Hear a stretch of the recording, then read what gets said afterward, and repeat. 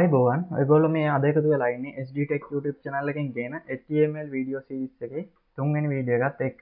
ඉතින් අපි මීට කලින් කතා කරලා තියෙනවා HTML code එකක් අපි සරලව create කරගන්නේ කොහොමද? ඒ වගේ tag අපි පාවිච්චි කරන්නේ කොහොමද? සහ HTML හරහා අපි heading එකක් නිර්මාණය කරන්නේ කොහොමද කියන කාරණා සම්බන්ධව අපි කතා කරා.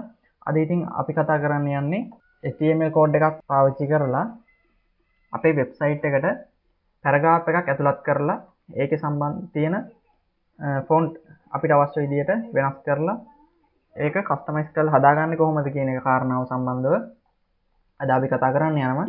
ඉතින් ඔයගොල්ලන්ට මම මෙන්න මේ විදිහට එක්සැම්පල් එකක් විදිහට මෙන්න මේ වගේ ටෙක්ස්ට් එකක් අද අරගන්නවා.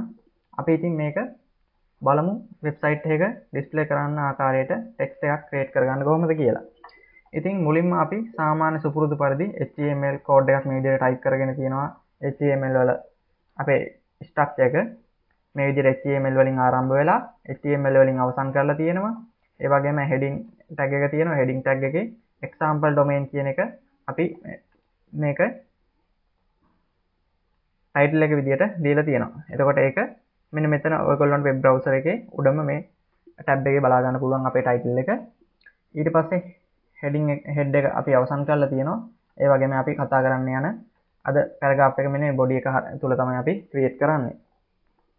මුලින්ම අපි paragraph එකක් create කරනවා නම් ඔයගොල්ලන්ට බලා ගන්න පුළුවන් මෙන්න මේකේ විශේෂතා කිහිපයක් තියෙනවා. මුලින්ම මෙතනින් ආරම්භ වෙලා paragraph එක මෙතනින් අවසන් වෙන්නේ. එතනින් යද්දි සාමාන්‍ය normal text එකක් මේව තියෙන්නේ. නමුත් මෙන්න මේකේ අපි bold කරලා තියෙන්නේ.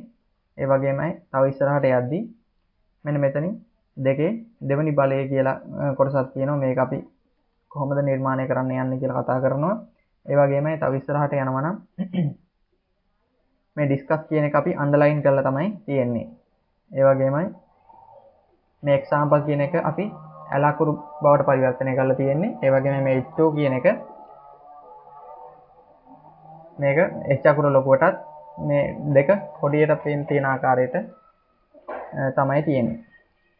ඉතින් අපි මේක සරලව වෙබ් පේජ් එකක ඩිස්ප්ලේ වන ආකාරයට HTML කෝඩ් එකක් හරහා ටයිප් කරලා බලමු. මුලින්ම අපි මේක paragraph එකක් කියලා මම කලින් කිව්වා. එතකොට අපි paragraph එකක් අනිවාර්යෙන් ටයිප් කරනවා නම් paragraph එකකට tag එක තමයි p tag එකෙන් තමයි අපි paragraph එකක් ආරම්භ කරන්නේ. එතකොට මේ විදිහට p tag එකකින් paragraph එකක් ආරම්භ කරාට පස්සේ අනිවාර්යෙන් මේකේ අවසාන tag එකක් තියෙන්න ඕන. ඊට කලින් මම මේක මෙතනින් copy කරලා අරගෙන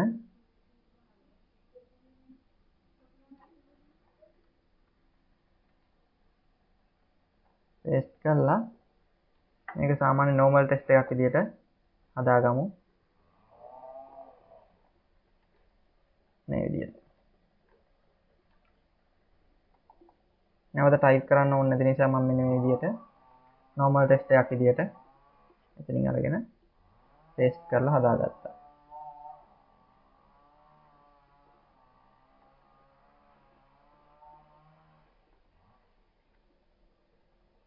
ඔයගොල්ලන්ට බලා ගන්න පුළුවන් මෙතනින් p tag එකෙන් ආරම්භ වෙලා තියෙනවා. ඒ වගේම මෙතන මම ඔයගොල්ලන්ට පැහැදිලි වෙන්නේ මෙතනින් කොටසක් මේ පහළට අර ගන්නවා. මෙතනින් p tag එකෙන් ආරම්භ වෙලා තියෙනවා. ඒ වගේම මෙතනින් අපි p tag එකෙන් අවසන් කරන්නත් ඕන. මේ විදිහට මම p tag එකෙන් අවසන් කරා. දැන් අපි මේක save කරලා ඔයගොල්ලන්ට මම කලින් වීඩියෝ එකේදී කතා කරලා ඇති save කරද්දි මේක .html කියන එක දීලා අපි save කරන්න ඕන. අපිට කැමති නමක් දෙන්න පුළුවන්. අවසානට .html කියලා මම මේක desktop එකේ save කරලා ඒ එන එක තමයි මෙතන view කරලා තියෙන්නේ මෙතනින්. මේ විදිහට මම මෙතනින් save කරනවා. ඒ view කරපු මගේ Google Chrome browser එකේ තමයි මෙතන පෙන්වන්නේ. ඒක මම මේ විදිහට refresh කරලා බැලුවට පස්සේ ඔයගොල්ලන්ට බලා ගන්න පුළුවන් සාමාන්‍ය normal text එකක් විතරයි මේකේ තියෙන්නේ. අර මෙතන bold කරපුවා underline කරපුවා සහ මේ විදිහට දෙකේ දෙක දෙවෙනි බලයේ විදිහට ඒව පෙන්වන්නේ නැහැ කිසි දෙයක්. අපි ඉස්සරහට කතා කරමු ඒව කොහොමද හදාගන්නේ කියලා. මුලින්ම අපිට මේකේ මේ categorize කියන එක bold කරලා තියෙන්නේ. අපිට සාමාන්‍ය HTML වලදී මේ bold කියන එකට tag එකක් තියෙනවා. ඒක ආරම්භ කරනවා මේ විදිහට B අකුරෙන් B අකුරෙන් ආරම්භ කළා. දැන් අපිට මෙන්න මේ categorize කියන කොටස විතරයි මේ විදිහට bold කරන්න ඕමනාව තියෙන්නේ. ඒක නිසා මේක අවසන් කරන්න ආපු B tag එකකින්. මේ විදිහට B tag එකකින් ආරම්භ කරා. ඒ වගේම මෙතන B tag එකකින් අවසන් කරා. දැන් අපි බලමු මේක save කරලා මේකේ වෙනස තියෙනවද කියලා. හරි. ඔයගොල්ලන්ට බලා ගන්න පුළුවන් ඒ categorize කියන කොටස මේ විදිහට bold වෙලා පෙන්නනවා. ඒ වගේම අපිට මේක මේ B අකුර නැතුව දැනට බහුලව භාවිතා වෙනවා මේ B අකුර වෙනුවට strong කියන tag එක. strong කියන tag එකකින් ආරම්භ වුණා නම් අවසන් වෙන්නත් ඕන ඇල ඉරත් එක්ක strong කියන tag එකකින්. දැන් අපි නැවතත් ඒක save කරලා බලමු මේ විදිහට bold වෙලා නැද්ද කියලා. හරි. දැන් ඔයගොල්ලන්ට බලා ගන්න පුළුවන් ඒත් වෙනසක් උනේ නැහැ. අර B tag එකෙන් වෙන දෙයම තමයි මේ strong කියන tag එකෙනු වෙන්නේ. අපිට යම්කිසි කොටසක් bold කරලා බලා ගන්න ඕන නම් අන්න ඒකට use කරන්න පුළුවන් මෙන්න මේ strong කියන tag එක. අනිවාර්යෙන් මේ strong කියන tag එක පාවිච්චි කරොත් ඔයගොල්ලෝ මතක තියාගන්න ඒක අවසන් කරන්නත් ඕන. දෙවෙනි කොටස විදියට මම මෙන්න මේ discuss කියන එක underline කරපු එක ගන්නවා.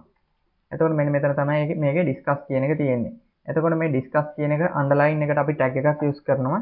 අපිට U අකුර පාවිච්චි කරන්න පුළුවන්. මේ brackets එක ඇතුලේ තමයි අනිවාර්යෙන් ඒක පාවිච්චි කරන්න ඕනේ. ඒක මතක තියාගන්න. මේ විදියට U අකුරෙන් ආරම්භ කරාට පස්සේ මේ discuss කියන එක අවසන් වුණාට පස්සෙත් ආපු brackets ඇතුලේ ඇලයිරත් එක්ක U. එකෙන් කියන්නේ underline කියන එක. එතකොට මේ විදිහට U අකුරෙන් ආරම්භ වුණා underline එක අවසන් කරා U අකුරෙන්. ඒක save කරලා බලමු. මෙන්න මේ විදිහට discuss කියන එක අපිට underline වෙලා බලා ගන්න පුළුවන්. ඊළඟට අපිට මේකෙත් තවත් බලා ගන්න පුළුවන්. මෙන්න මේ example කියන එක අපිට italic වෙලා නැත්නම් ඇල අකුරක් විදිහට තමයි මේකේ තියෙන්නේ. නමුත් මේකේ තියෙන්නේ මෙතන example කියන එක සාමාන්‍ය normal අකුරක් විදිහට. අපිට මේක මෙන්න මෙතන example කියන එකට කලින් අපිට මේක ඇල අකුරක් විදිහට පාවිච්චි කරන්න නම් මෙතන I කියන එකෙන් ආරම්භ කරලා මෙතනත් I කියන එක අවසන් කරන්න පුළුවන් I කියන tag එක. එතකොට මෙතන I කියන tag එකෙන් ආරම්භ කරා. ඒ වගේම මෙතන I කියන tag එක අවසන් කරා. ඒක මැද තියෙන්නේ මේ example කියන එක.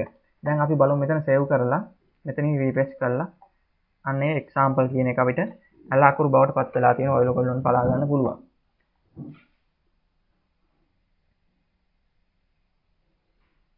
ඒ වගේමයි ඔයගොල්ලොන්ට මෙතන I අකුරු වෙනුවට අර bold එකේ වගේමයි bold එකේ B අකුරු වෙනුවට මේ strong කියන එක අපි පාවිච්චි කරා. මෙතන bold කරන්න මේ categorize කියන එක. ඒ වගේම මෙතන I අකුරු වෙනුවට අපිට EM කියන tag එක භාවිතා කරන්න පුළුවන්. මෙන්න මේ විදිහට EM tag එක ආරම්භ කරලා EN tag එක අවසන් කරන්න ඕන. ඔයගොල්ලන්ට බලා ගන්න පුළුවන් මෙතනින් ආරම්භ වෙලා තියෙන EN කියලා tag එකක්. ඒක අවසන් වෙලා තියෙනවා EN කියලා. ඒක මැද තියෙන example කියන එක. එතකොට මේකත් මම save කරලා මෙතනින් refresh කරලා බලමු. ඒකෙත් වෙනසක් වුණේ නැහැ. ඒ කියන්නේ අපිට යම්කිසි අපිට අක්ෂර කොටසක් italic කරලා නැත්නම් ඇල අකුරු බවට පත් කරන්න නම් මෙන්න මේ EN කියන tag එක අපිට use කරන්න පුළුවන් පාසුවෙන්. එතකොට ඒකට tag දෙකක් තියෙනවා. I කියන tag එක use කරන්න පුළුවන් සහ EM කියන tag එක අපිට use කරන්න පුළුවන් ඇල අකුරු බවට පත් කරන්න. එතකොට අපිට ඊළඟට තියෙන්නේ මෙන්න මේ දෙකේ දෙවෙනි බලය කියන එක අපිට කොහොමද මේක ඉදිරිපත් කරන්නේ? දැන් මෙතන තියෙන්නේ දෙක උඩ තමයි අනිත් දෙක තියෙන්නේ. නමුත් මෙතන මේකේ display වෙන්නේ 22 විදියට. මේ විදියට හරියන්නේ නැහැ. අපිට මේ විදියට ගන්න නම් මෙන්න මේ HTML code එකේ අපි මුලින්ම අපිට දැන් ඕන මෙන්න මේ දෙවෙනි කොටස තමයි උඩට ගන්න ඕන. දෙවෙනි දෙක. ඒක නිසා අපිට ඒකට ඉස්සරහින් superscript කියලා අපි මේකට හඳුන්වන්නේ. එතකොට ඒකේ tag එක වෙන්නේ SUP කියන tag එක. ඒකෙන් ආරම්භ වෙලා මේ දෙවෙනි දෙක. එතකොට ඒක අවසන් වෙන්නත් ඕන SU එලයිට SUP විදියට තමයි අපි අවසන් කරන්නේ. එතකොට හොඳට මතක තියාගන්න මේ 22 කියන එකේ පළවෙනි දෙක කොටස නෙවෙයි අපිට අදාළ වෙන්නේ දෙවෙනි එක. 22 කියන එකේ මුල් දෙක ගත්තට පස්සේ ඒක සාමාන්‍ය විදිහට තියෙන්නේ. නමුත් දෙවෙනි දෙක තමයි අපිට උඩට යන්න ඕන. ඒක නිසා දෙවෙනි එක ඉස්සරහට මේ විදිහට sub කියන tag එක sup කියන tag එක ආරම්භ වුණා. ඒක අවසානයේ අපිට නැවතත් ඇලිරත් එක්ක sup කියන එක දාන්න පුළුවන්. දැන් අපි මේක save කරලා බලමු මේ විදිහට. refresh කරාට පස්සේ අන්න ඔයගොල්ලන්ට බලා ගන්න පුළුවන් මෙතන දෙක උඩට ගිහිල්ලා තියෙනවා. ඒ වගේමයි ඔයගොල්ලන්ට තාත් මේකේ වැදගත් දෙයක් තමයි වෙන්නේ මෙතන H2 කියන එක. අපිට මේ වගේ දෙයක් වෙබ් බ්‍රවුසර් එකකට නැත්නම් වෙබ්සයිට් එකකට ඩිස්ප්ලේ කරන්න ඕන නම් මේකේ තියෙන සාමාන්‍ය normal H අකුරයි දෙකයි. නමුත් මේකේ තියෙන්නේ පහළට ගිහිල්ලා තමයි දෙක. එතකොට මෙතන ඒක ඔයගොල්ලන්ට මේ HTML කෝඩ් එකේ මෙතන බලා ගන්න පුළුවන්. එතකොට මේකෙත් අපිට දෙක තමයි අවශ්‍ය වෙන්නේ. එතකොට ඒකට අපිට පාවිච්චි කරන්න පුළුවන් ටැග් එකක් තමයි sub subscript කියන ටැග් එක. subscript කියලා අපි කියන්නේ ඒකට. sub. ඒ විදිහට ඒ ටැග් එකකින් ආරම්භ කළා වගේ මේකේ අවසානිකුත් ගන්න ඕන sub කියලා. හරි. දැන් අපි මේක සේව් කරලා බලුවොත් මෙතන රිෆ්‍රෙෂ් කරාට පස්සේ ඔයගොල්ලන්ට බලා ගන්න පුළුවන් පැහැදිලිව මෙන්න මේ H අකුරට යටට ගිහිල්ලා තියෙනවා දෙක. මේ විදිහට අපිට පැරග්‍රාෆ් එකක් ගත්තට පස්සේ පැරග්‍රාෆ් එකක ටෙක්ස්ට් විවිධ විදිහට කස්ටමයිස් කරලා හදා ගන්න පුළුවන්. ඊට අමතරව තවදුරටත් ඔයගොල්ලෝ හිතන්න මෙහෙම දැන් මේකේ සම්පූර්ණ පැරග්‍රාෆ් එක තනි පැරග්‍රාෆ් එකක් විදිහට තියෙන්නේ. අපිට මේකේ තවත් පැරග්‍රාෆ් එකක් ගන්න ඕන නම්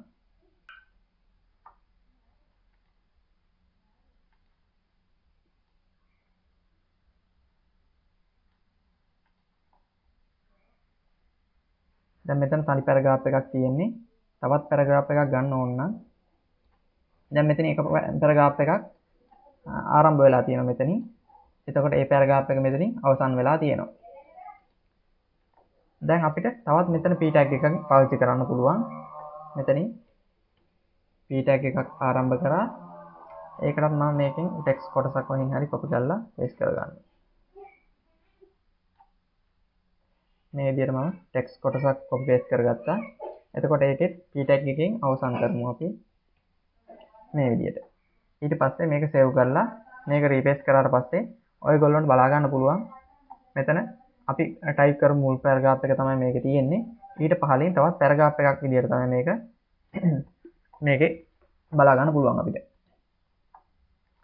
එතකොට ඔයගොල්ලන්ට තවත් මේකේ බලා ගන්න පුළුවන් දෙයක් තමයි මෙන්න මේ පළවෙනි පැරග්‍රාෆ් එකත් දෙවෙනි පැරග්‍රාෆ් එකත් අතර ස්පේස් එක ගොඩක් වැඩි. නමුත් අපිට ඕන මේකේ ලයින් බ්‍රේක් එකක් විතරයි නා. ඒ කියන්නේ සාමාන්‍ය normal විදිහට මම පෙන්නන්න. දැන් ඔයගොල්ලන්ට බලා ගන්න පුළුවන් මෙතන මේ පැරග්‍රාෆ් දෙකක් තියෙනවා. මේ පැරග්‍රාෆ් එකත් මේ පැරග්‍රාෆ් එකත් අතර ස්පේස් එක වැඩි. නමුත් මේකේ ලයින් බ්‍රේක් එකක් විතරක් නම් ඕන මෙන්න මේ විදිහට enter බටන් එක සැරයක් ප්‍රෙස් කරනවා. එතකොට මෙන්න මේ දෙක අතර පරතරයත් මේ පැරග්‍රාෆ් දෙක අතර පරතරයත් වැඩි. අන්න ඒ විදිහට ලයින් බ්‍රේක් එකක් විතරක් නම් ඕන. මේ විදිහට ස්පේස් එකක් නැතුව ලයින් බ්‍රේක් එකක් විතරක් නම් ඕන. අන්න ඒ වගේ දෙයක් හදා ගන්න පුළුවන් අපිට මේකෙදි br කියන ටැග් එක පාවිච්චි කරලා. දැන් මම මෙතන මේක මෙහෙමම තියෙද්දි මේකෙන් මෙන්න මේ කොටසක් අරගෙන මෙන්න මේකෙන් කොටසක්. ඒ කියන්නේ මේ සම්පූර්ණ පැරග්‍රාෆ් එක ඇතුළෙම ඒකේ තවත් කොටසක් මම ලයින් බ්‍රේක් එකක්. එහෙම නැත්නම් ඊළඟ ඡේදයට ගන්නවා. නමුත් පැරග්‍රාෆ් එකක් වෙන් කරන්නේ නැහැ. ඊළඟ පේජයට ගන්නවා විතරයි. ඒකට අපි br කියන ටැග් එක අපි පාවිච්චි කරනවා. ඒ කියන්නේ මම මෙන්න මෙතනින් තමයි පැරග්‍රාෆ් එක ඊළඟ පේජයට ගන්නෙ.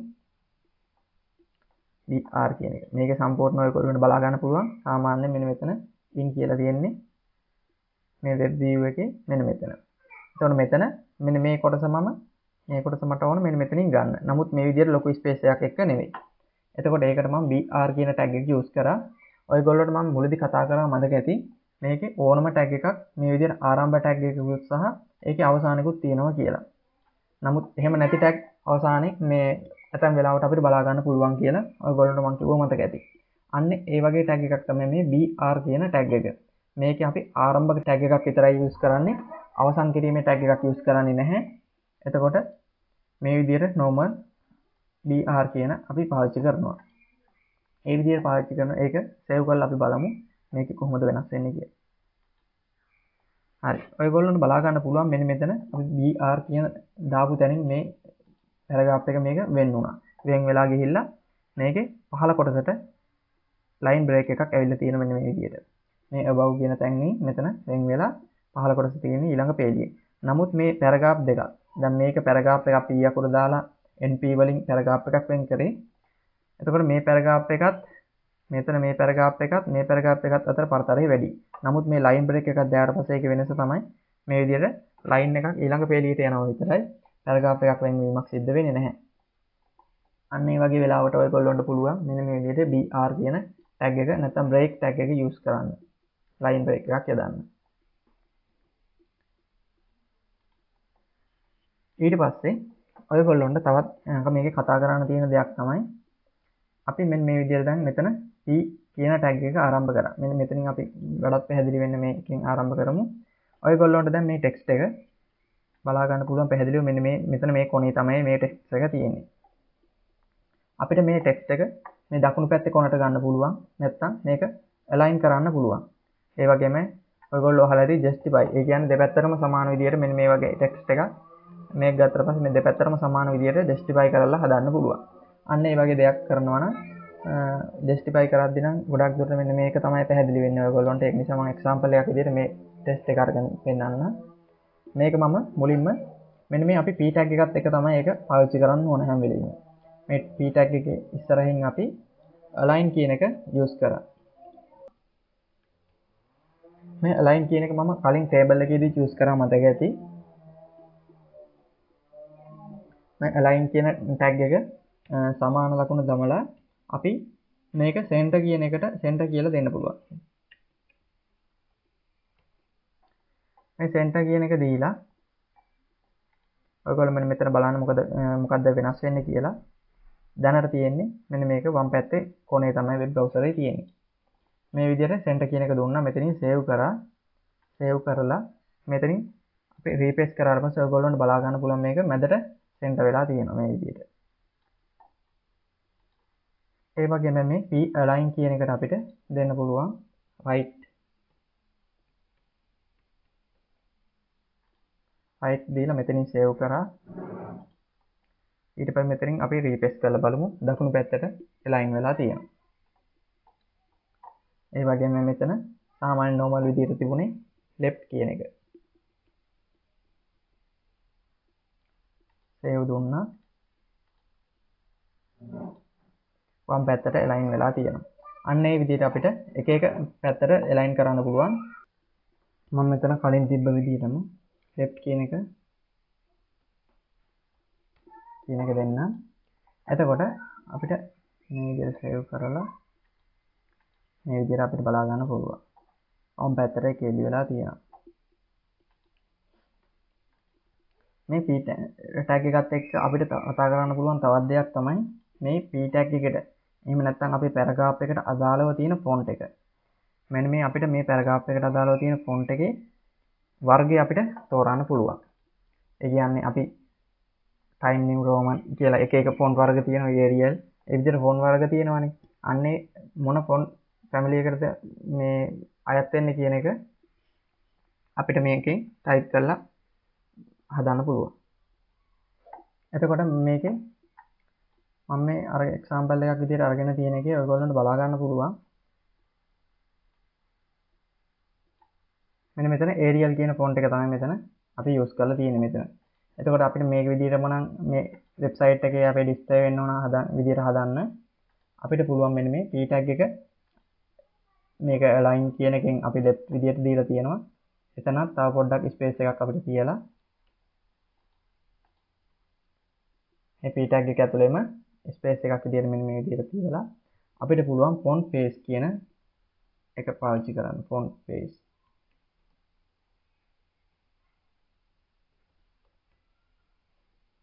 මේ font face කියනකොට මේ font කියන එකයි face කියන එකයි අපි ස්පේස් එකකින් වෙන් කරලා හදන්න ඕන. ඊළ විදිහට සමාන ලකුණු දමලා අපිට මේක Arial කියලා මෙතනින් ටයිප් කරන්න පුළුවන් උඩුකම යටතේ. Arial උඩුකම වැහුවා. ෆොන්ට් ස්පේස් කියලා ටයිප් කරා ස්පේස් එකක් මැදට තියලා සමාන ලකුණ උඩුකම ඇතුලේ Arial කියලා ටයිප් කරා. ඒක අපිට කැමති ෆොන්ට් එකක නමක් ටයිප් කරන්න පුළුවන්. නමුත් මම මෙතන ෆොන්ට් එක Arial වලින් තියෙන නිසා තමයි Arial කියලා මෙතන ටයිප් කරේ. තමන් පාවිච්චි කරන කැමති ෆොන්ට් එකේ නම මෙතන ටයිප් කරන්න පුළුවන් උඩුකම යටතේ. ඒ විදිහට මම මෙතනින් සේව් කරා. සේව් කරලා මෙතනින් රීපේස් කරාට පස්සේ මේකේ ෆොන්ට් එක Arial වලට චේන්ජ් වෙනවා. ඉතින් ඔයගොල්ලන්ට මෙන්න මේ විදිහට HTML tag පාවිච්චි කරලා අපේ වෙබ්සයිට් එකක් තියෙනවනේ වෙබ්සයිට් එකට අදාළව පැරග්‍රාෆ් එකක් අපිට ඒකට ඉන්සර්ට් කරගන්න පුළුවන් පහසුවෙන් HTML tag use කරලා. ඔයගොල්ලොන්ට අද මම මේ කරපු වීඩියෝ එක හොඳයි කියලා හිතෙනවා නම් වීඩියෝ එකට ලයික් එකක් දාන්න කමෙන්ට් කරන්න. පහළ තියෙන රතු පාට subscribe button එක click කරලා අපේ channel එක subscribe කරන්න. දකුණු පැත්තේ තියෙන bell icon එක click කරලා notification enable කරලා තියාගන්න. අලුතෙන් වීඩියෝ එකක් දාපු සැනින් ඔයගොල්ලන්ට notification එක කරා ගෙන්න ගන්න පුළුවන්. ඉතින් ඔයගොල්ලන්ට නොදන්න යාළුවෝ ඉන්නවා නම් මේ වීඩියෝ සීරීස් එක share කරන්න. අපේ HTML වීඩියෝ සීරීස් එකේ 4 වෙනි වීඩියෝ එකෙන් හමු වෙමු. හැමෝටම සුබ දවසක්.